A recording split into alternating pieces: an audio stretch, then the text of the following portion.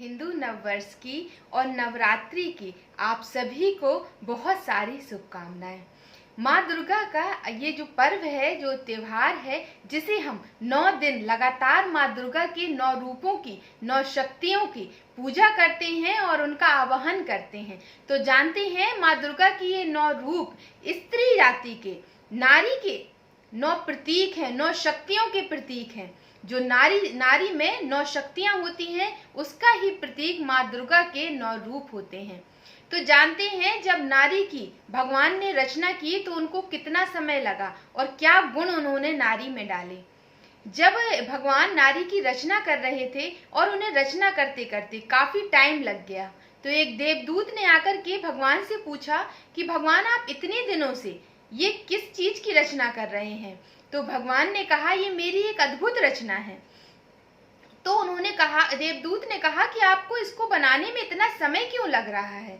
तो भगवान ने कहा इसमें इतने सारे गुण होने चाहिए कि इन सभी गुणों को इसमें समाहित करने में मुझे इतना समय लग रहा है। तो उन्होंने कहा कि ऐसा क्या गुण नारी में है। तो भगवान ने कहा कि नारी, स्त्री एक ऐसी मेरी रचना है जो बहुत सारी परिस्थितियों का, अलग अलग परिस्थितियों का अकेले डटकर सामना कर सकती है, जो अकेले एक साथ बहुत सारे लोगों को खुश रख सकती है, जो घुटनों की चोट से लेकर के दिल के घाव तक को अपने प्यार के बल पर भर सकती है। तो भगवान ने जब ये सारी बात कहा तो देवदूत आश्चर्य में पड़ गए और उन्होंने कहा कि क्या सच में ऐसी भी कोई रचना हो सकती है और ये सब चीजें क्या वो अकेले ही कर पाती है। तो भगवान ने कहा कि हाँ, ये सारे काम वो अपने आप अकेले कर पाती है। बीमार होने के बावजूद भी वो अपना ख्याल खुद रख सकती है। वो लगातार 18 घंटे तक अपने बाहर का काम और घर का काम कर सकती है। तो जो देवदूत था उसको बड़ा आश्चर्य हुआ और उसने कहा कि मैं क्या भगवान, मैं इस रचना को छूकर देख सकता हूँ। तो भगवान ने कहा हाँ बिल्कुल। और जब देवदूत गया और उसने जब नारी को छुआ तो उसने कहा कि अरे भगवान, आप तो बोल रहे हो इतनी सारी शक्तियां इसके अंदर हैं, पर भगवान ये तो बहुत नाजुक है, बहुत कोमल है। तो भगवान ने कहा कि ये बाहर से नाजुक है पर अंदर से बहुत मजबूत है। ये ऊपर से कोमल जरूर दिखाई देती है पर अंदर से बहुत कठोर है। इसके अंदर बहुत सारी शक्तियां, अलग अलग रूप हैं। इसका रूप एक है लेकिन इसके अनेक रूप हैं और एक अनेक रूपों में इस धरती पर जाकर के अपने काम को संपन्न करती है। तो जब देवदूत ने कहा कि अरे वाह, ये तो आप सच में सही बोल रहे हैं, ये तो एक अद्भुत रचना है कि इतनी सारी गुण, इतनी सारी शक्तियां अकेले ही इसमें होती हैं। तो भगवान ने कहा कि हाँ। तो उसके बाद उन्होंने कहा कि इसके पास बहुत सारी ऐसी शक्तियां होती हैं जो ये अकेले कर पाती है, इसे किसी की जरूरत नहीं होती। तो उन्होंने कहा कि देवदूत ने कहा कि मुझे इसके गालों के पास कुछ दिख रहा है।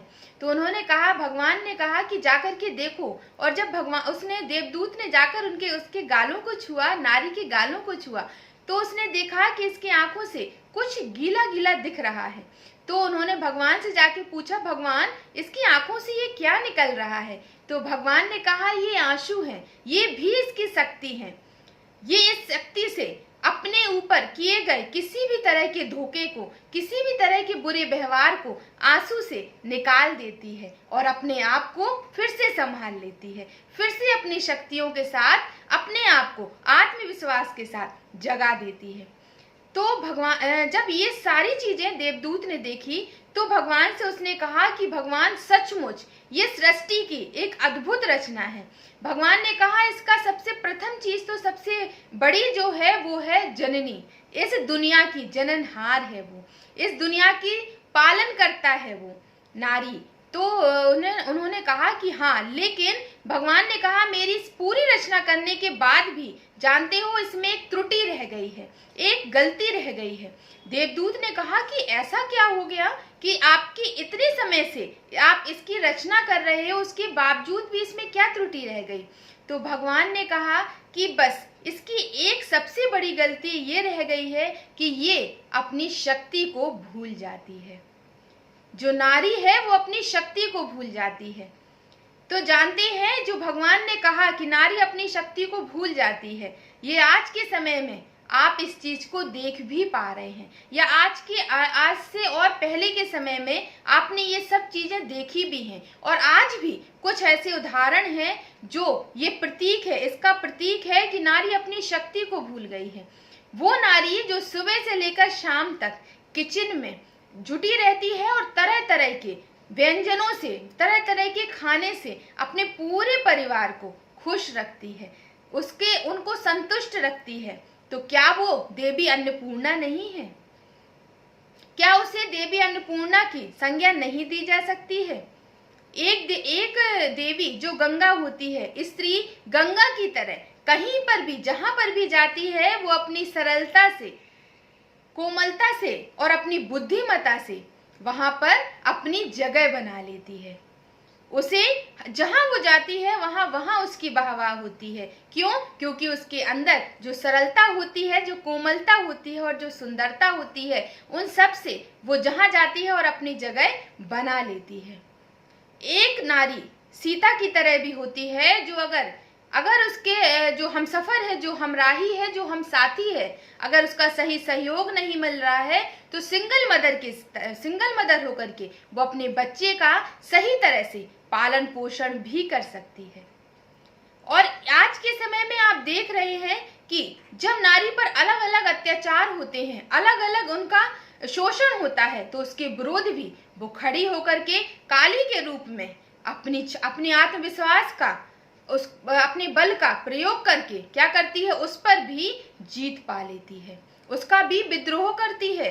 अब वो आंसू बहाकर बैठने वाली नारी नहीं होती है, अब वो नारी शक्ति को जान गई है और निकलकर उसका सामना भी कर सकती है।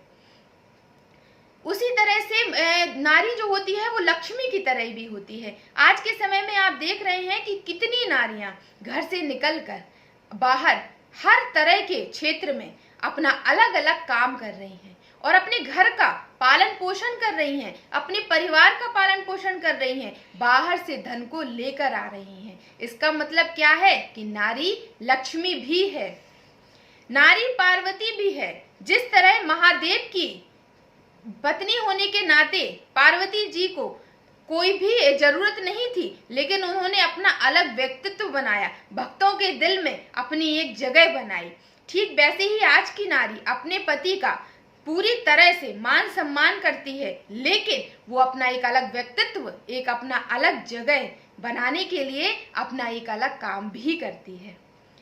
तो इसी तरह अलग अलग रूपों में और अलग अलग व्यवस्थाओं के साथ, अलग अलग चीजों के साथ आप देखते हो कि नारी के अनेक रूप होते हैं। नारी एक ही होती है, लेकिन वो अपने अलग अलग रूपों को किस तरह से संभालती है और उसमें परफेक्ट भी होती है। अपने बच्चों को वो ममता रूपी माँ की तरह संभालती है, एक बहन के रूप में अपना पार्ट रोल करती है, एक वाइफ के रूल में, एक बीबी के रूप में अपना पार्ट अदा करती है।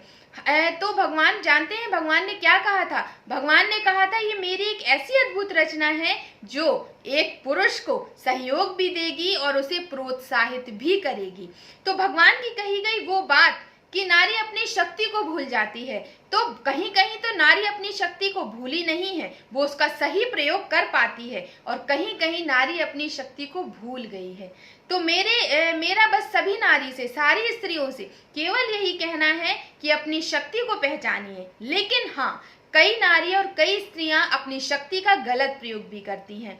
तो देखिए, जो अगर आप अपनी शक्ति का गलत प्रयोग करती हैं तो ये भी गलत है, क्योंकि अगर आप पुरुषों के साथ या अपने परिवार के साथ गलत प्रयोग करती हैं तो हमेशा याद रखिए कि नारी तभी आगे बढ़ सकती है जब उसको पुरुष का साथ मिलता है, पुरुष का सहयोग मिलता है। तो नर और नारी ये सृष्टि की रचना है, रचनाकार हैं जो इस सृष्टि को रचते हैं। तो अगर नर अगर ये सोचता है कि नारी के बिना उसका अस्तित्व है तो बिल्कुल भी नहीं है, और नारी अगर अपना गलत फायदा उठाती है अपनी शक्तियों का और सोचती है कि नर के बिना उसका अस्तित्व है, तो ये बिल्कुल भी नहीं है। तो अपनी शक्तियों का सही प्रयोग कीजिए और माँ दुर्गा के इस नवरात्रि के शुभ अवसर पर अपनी शक्तियों को सही प्रयोग करके माँ दुर्गा का आशीर्वाद प्राप्त कीजिए, क्योंकि जो पुरुष नारी जाति का सम्मान करता है, उसके ऊपर तो माँ दुर्गा की कृपा हमेशा ही बनी रहनी है, उसे मांगने की जरूरत नहीं होगी। और जो परिवार नारी का मान सम्मान करता है, उस परिवार पर माँ दुर्गा की शक्तियों की कृपा हमेशा ही बनी रहेगी। तो आज से आप सभी माँ दुर्गा के इस नवरात्रि के अवसर पर नारी का सम्मान कीजिए और नारी को आगे कीजिए।